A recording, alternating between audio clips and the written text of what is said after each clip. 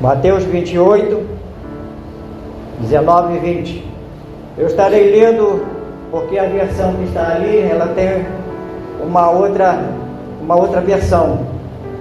Então eu estou baseado dentro da versão na qual eu preparei a mensagem.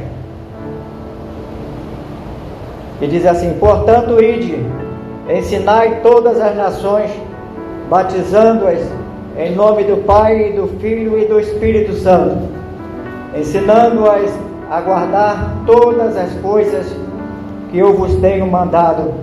E eis que eu estou convosco todos os dias até a consumação dos séculos.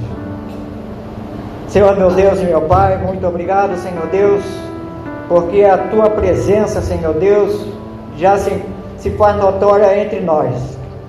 Nos abençoa, Senhor Deus, e nos inspira, ó Pai, a falar, ó Pai, aquilo que Tu já colocaste no meu coração.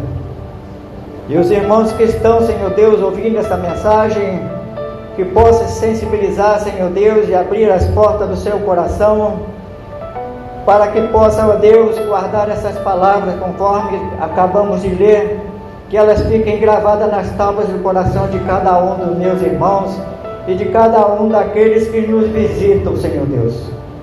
Muito obrigado, ó Pai, por esta oportunidade que Tu nos dás a todos,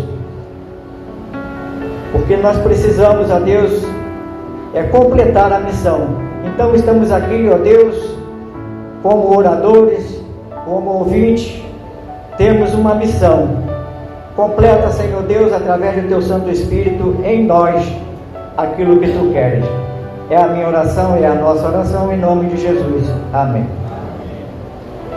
Eu gostaria ainda de completar esse texto com o versículo 18, o versículo que antecede o que foi estipulado, que diz exatamente assim: e chegando-se Jesus, falou-lhes, dizendo: é-me dado todo o poder no céu e na terra. Para nós completarmos a missão, para que cada um de nós faça a missão, é preciso estarmos debaixo de autoridade e poder. O nosso Senhor e Salvador Jesus Cristo recebeu do Pai todo o poder. Isto ele anunciou aos seus discípulos, que ele estava pregando com o poder de Deus na vida dele, porque ele mesmo é Deus. A segunda pessoa da Trindade. Para que nós possamos fazer essa missão, precisamos estar debaixo de autoridade. E o nosso Senhor e Salvador Jesus Cristo deu essa autoridade à igreja, para que a igreja vá, para que a igreja anuncie esse Evangelho, que não é outro senão o nosso Senhor e Salvador Jesus Cristo. O Evangelho a ser pregado, o Evangelho que João anuncia, esse Evangelho tem nome e sobrenome, é Jesus Cristo, porque Ele é a palavra, porque todas as coisas foram feitas por Ele, para Ele, nada do que foi feito se fez. Então Ele passa essa autoridade, Ele passa esse poder para os seus discípulos e vem se estendendo até nós, a igreja do Senhor, nos dias de hoje. Em Atos dos Apóstolos, no capítulo 19, versículo 11 e 12, diz assim: e Deus, pelas mãos de Paulo, fazia maravilhas extraordinárias, de sorte que até os lenços e os aventais se levavam do seu corpo aos enfermos, e as enfermidades fugiam deles, e os espíritos saíam dele. E alguns dos exorcistas judeus ambulantes tentavam invocar o nome do Senhor Jesus sobre os que tinham espírito maligno, dizendo: conjuro-vos por Jesus, a quem Paulo prega. E os faziam isto eram 7 filhos de Seva, judeu principal dos sacerdotes. Respondendo, porém, o espírito maligno disse: conheço a Jesus, e bem sei quem é Paulo, mas vós quem sois? mas vós quem sois? A pessoa só pode pregar o Evangelho, só pode falar de Jesus se conhecer de Jesus, se estiver debaixo da autoridade do Senhor Jesus. Aquelas sete pessoas, filhos de servo, queriam pregar o Evangelho, queriam expulsar demônios, queriam fazer como Paulo fazia, queriam imitar o servo do Senhor, aquele que tinha autoridade dada por Deus, e Satanás zombava deles e jogou eles no chão e deram uma surra neles, porque eles não estavam debaixo de autoridade. Quando nós oramos, precisamos estar debaixo de autoridade. Quando nós clamamos ao Senhor, nós precisamos estar debaixo de autoridade para que nós possamos ser atendidos. Se nós não respeitarmos, se nós não estivermos debaixo da autoridade de Deus e daqueles a quem Deus colocou sob autoridade na igreja, então nós estaremos frágeis, como aqueles homens estiveram também frágeis, sem autoridade alguma. Não há poder nenhum em ninguém se não estiver debaixo da autoridade do Senhor Jesus, porque o próprio Senhor Jesus recebeu do Pai todo o poder e toda a autoridade. Romanos 10, versículo 14 diz assim: como, pois, invocarão aquele em quem não creram? E como crerão naquele quem não ouviram? E como ouvirão se não há quem pregue? Por isso estamos aqui nesta noite enfatizando este tema. Vamos completar a missão, porque há muitos aí fora sedentos desta palavra, tem muitos aí morrendo sem receber essa palavra de conforto, de salvação. Muitos estão se perdendo nas drogas, muitos estão se perdendo nos vícios seculares, e nós estamos sem autoridade. Precisamos ter essa autoridade, buscar em Deus a autoridade para ir falar do Senhor Jesus e essas pessoas ouvirem, para que realmente elas venham crer. Porque se nós não tivermos autoridade para pregar o Evangelho, estaremos contando uma história para as pessoas. As pessoas, muitas das vezes, elas podem ouvir, nos dar atenção por educação. Mas se nós tivermos autoridade dada por Deus, pelo Espírito Santo de Deus, a pessoa vai ouvir e vai se incomodar no seu coração e vai buscar ao Senhor de todo o seu coração e de todo o seu entendimento. Os primeiros 3 séculos do cristianismo foram marcados pela expansão da pregação do Evangelho aos diferentes povos, com inúmeras conversões e o surgimento de novas comunidades. Além do início da palavra e do desenvolvimento da igreja primitiva, também se deve em grande parte ao sangue derramado por muitos cristãos em meio às perseguições.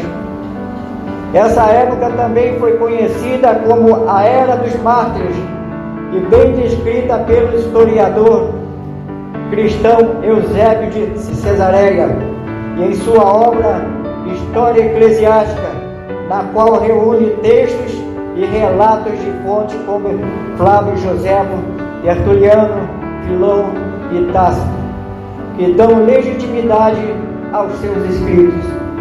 Nestes textos, o martírio é apresentado como modelo de fé a ser seguido. Observem aqui, irmãos, que o martírio era um modelo de fé a ser seguido. Os cristãos daquela época eram martirizados, eram açoitados, eram mortos, eram torturados. E este era o exemplo a ser seguido pelos cristãos. Os cristãos não tinham medo de enfrentar a morte, eles não tinham medo de encarar e de negar o Senhor Jesus. Eles não negavam o Senhor Jesus, mesmo estando diante dos seus algozes. Foi uma época negra, uma época terrível na vida da igreja primitiva daqueles 3 primeiros séculos. Tais fontes mostram que no final do século I, o avanço dessa nova religião chamou a atenção das autoridades civis e religiosas, Por isso o cristianismo foi declarado uma religião ilícita, estranha, perniciosa, malvada, desenfreada, nova e maléfica, obscura e inimiga da luz, detestável, entre outros adjetivos.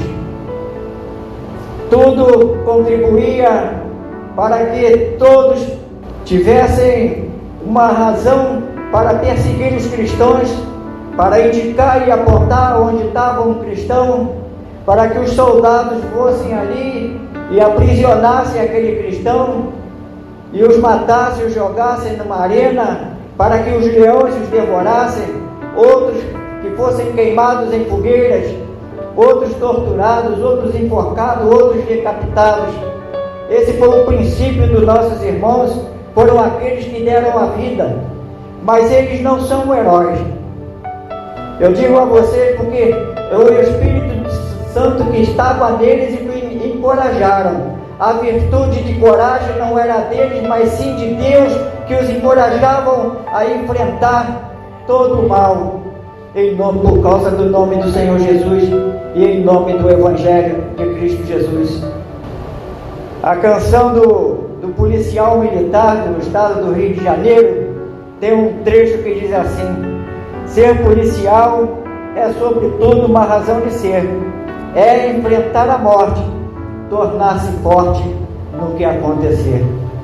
Aqueles cristãos naquele tempo enfrentavam a morte em nome do Senhor Jesus, diante de tudo que viesse a acontecer.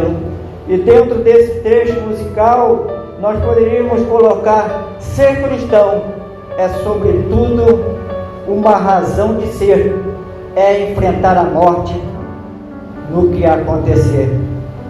Amados irmãos, não está muito longe.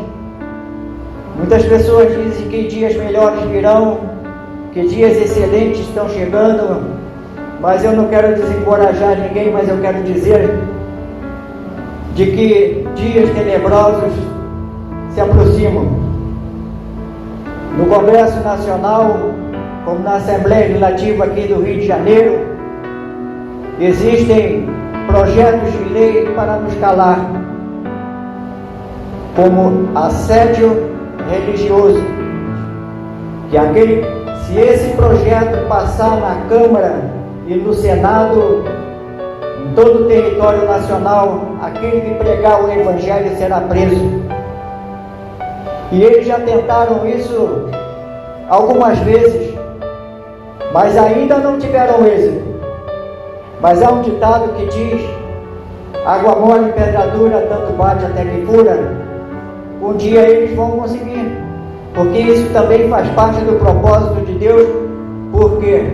Porque nós estamos acomodados entre quatro paredes, nós estamos quietos apenas sendo ouvintes, não queremos ir no ID do Senhor Jesus, nós não estamos obedecendo a esse mando, a esse imperativo do nosso Senhor e Salvador Jesus Cristo.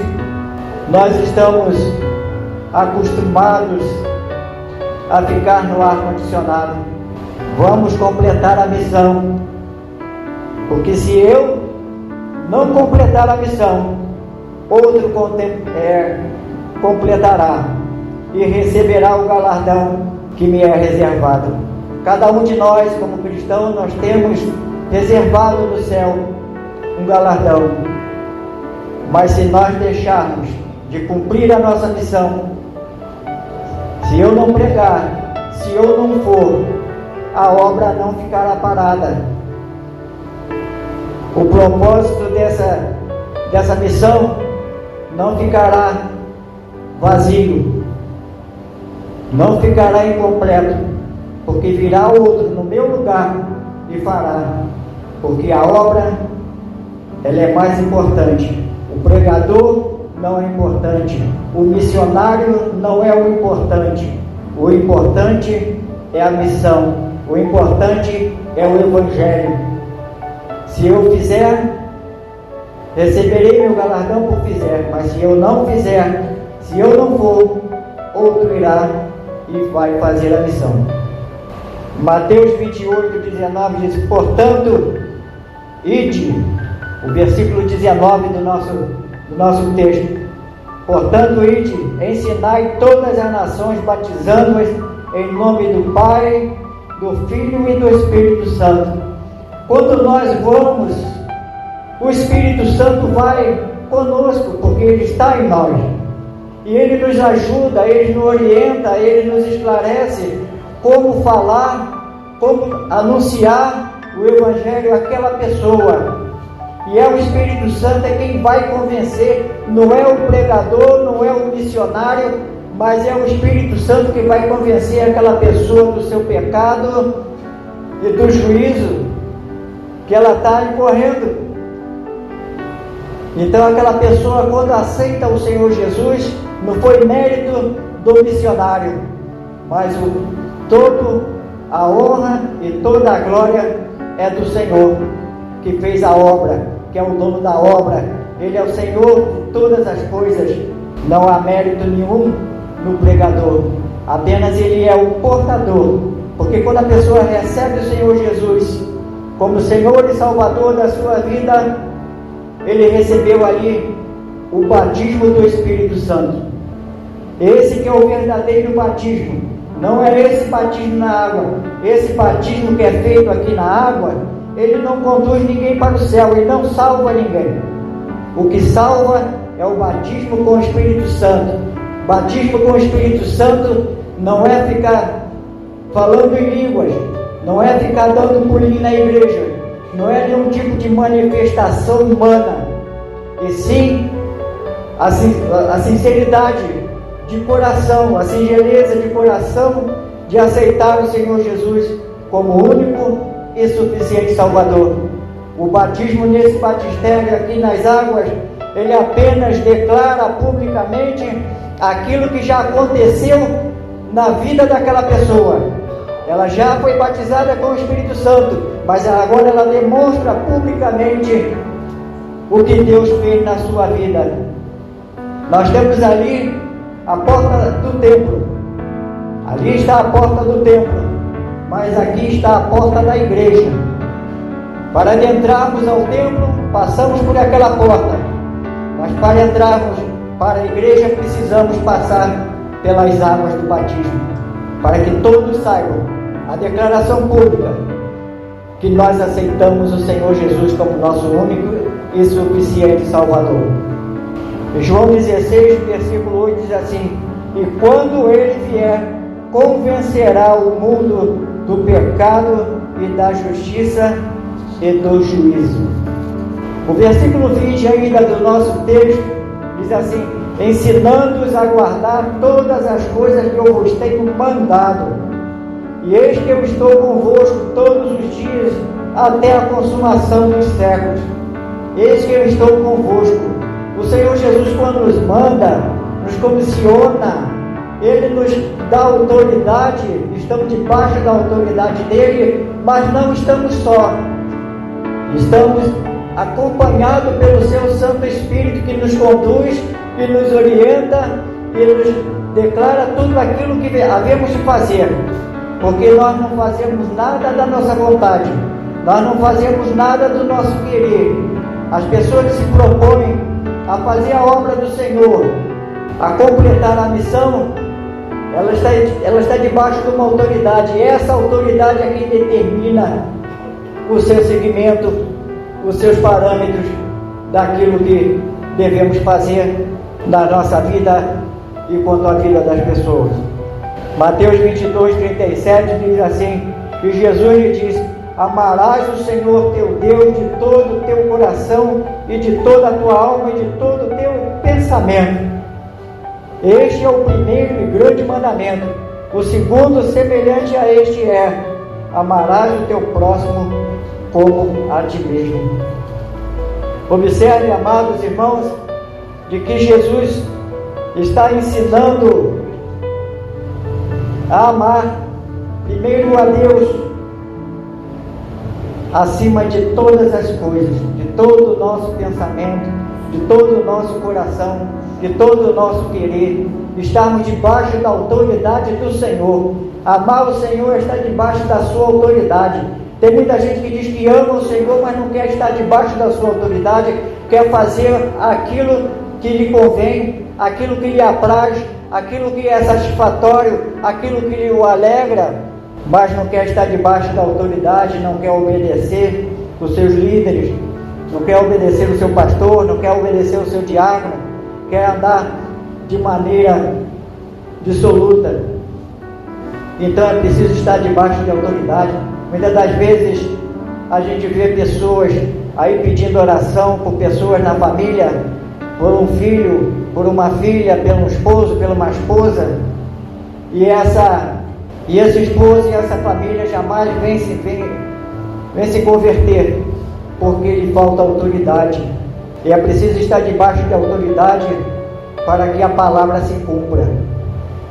Aquele que não está debaixo da autoridade não tem nenhum poder. São palavras vãs. São como aqueles 7 que queriam expulsar demônios e curar pessoas e não conseguiam.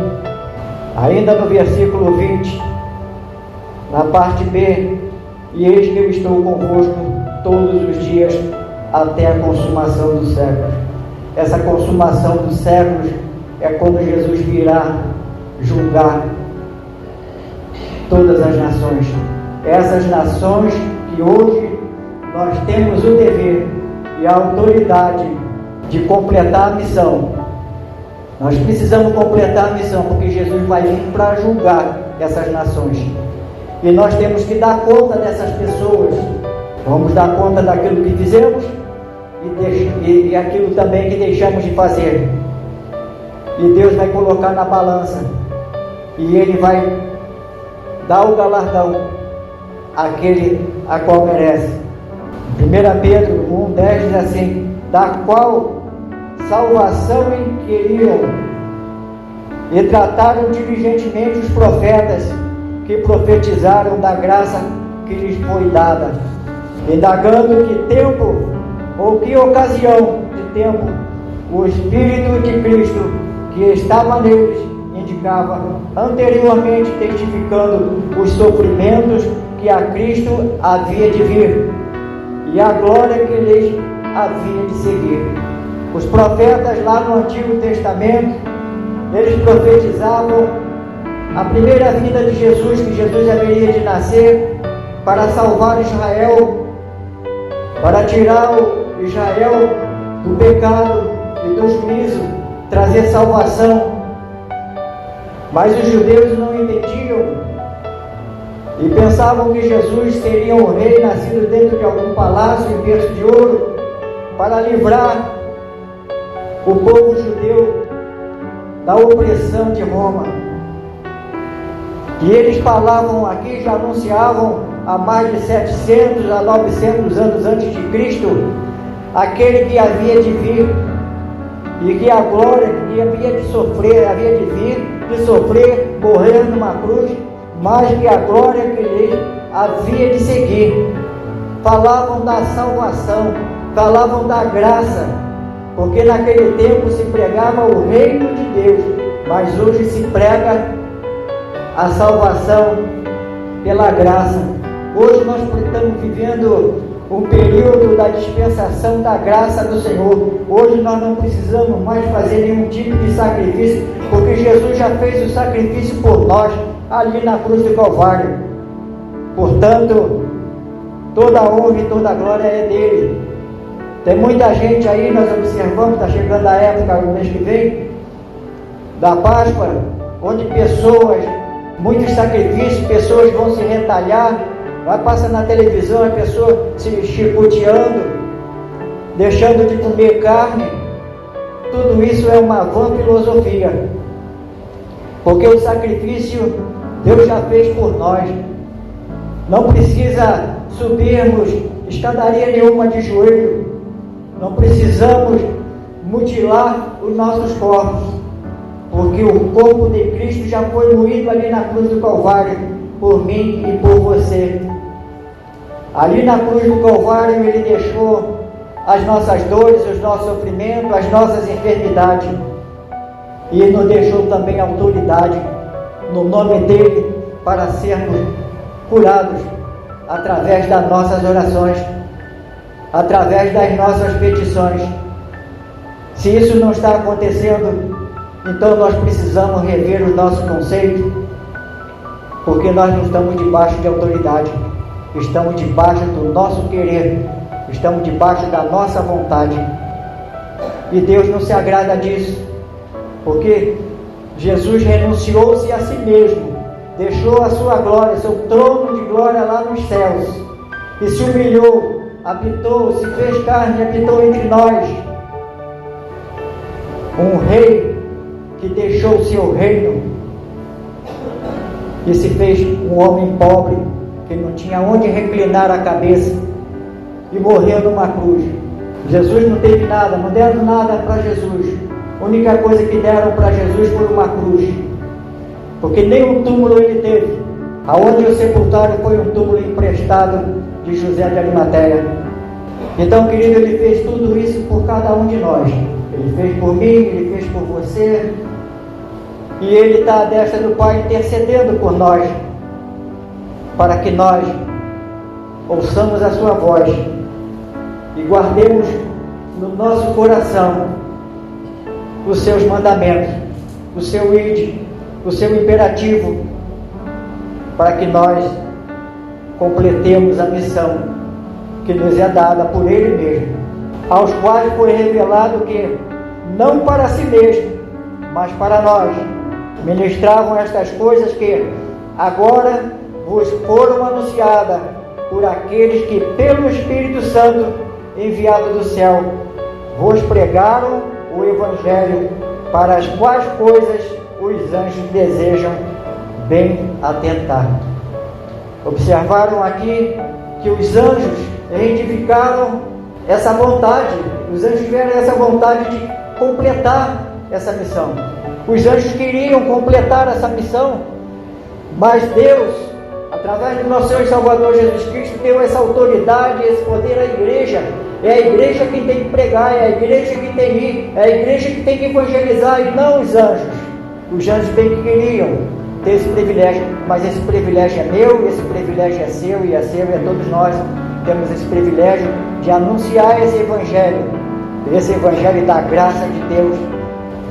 Graça essa é um favor imerecido. Eu não mereço, você não merece, nós não merecemos, mas nos é dado através da nossa fé, conforme diz Efésios 2, no versículo 8 e 9, que diz assim: pela graça sois salvos mediante a fé.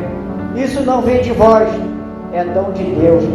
Não vem de vós para que ninguém se glorie, ninguém pode se gloriar, porque não é praticando bem.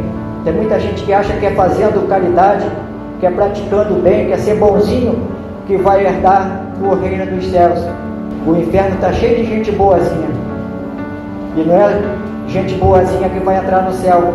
Quem vai entrar no céu são os lavados e remidos pelo sangue de Cristo Jesus, aqueles que aceitaram a palavra, que aceitaram o Evangelho, ouviram e aceitaram e creram que Jesus Cristo é o Senhor. Esses vão entrar no céu. Esse privilégio é meu, ele é seu e ele é nosso. A missão é mais importante que nós, ela não depende de nós. A missão é de Deus. A missão ela é nossa, mas ela não depende de nós. Se nós não fizermos, outro virá e faz, e vai fazer. Só seremos úteis se completarmos nossa parte.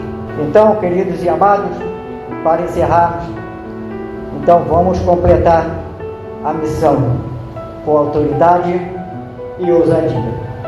Que Deus nos abençoe. Eu quero chamar aqui o pastor Max, que estará orando, impetrando a bênção apostólica e encerrando o culto desta noite. Que Deus abençoe a cada um de vocês, que o Espírito Santo possa estar completando aquilo que eu não pude fazer. Amém?